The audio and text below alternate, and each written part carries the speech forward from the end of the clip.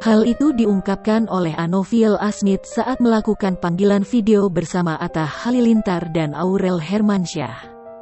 Anoviel Asmit menceritakan pengalamannya ketika didatangi oleh sosok anak laki-laki mengaku bernama Muhammad Fatullah. Disebutkan jika anak laki-laki dalam mimpi itu mengenakan gamis putih. Menurut Anoviel Asmit, anak laki-laki dalam mimpinya itu menjelaskan tentang keadaannya saat ini. Hingga anak laki-laki dalam mimpi Anoviel Asmit turut menitipkan pesan pada Atta dan Aurel.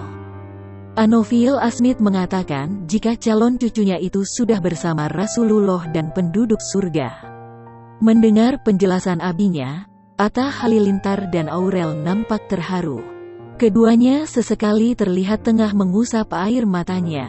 Lebih lanjut, Anoviel Asmit menyebut calon cucunya itu sebagai anak yang spesial.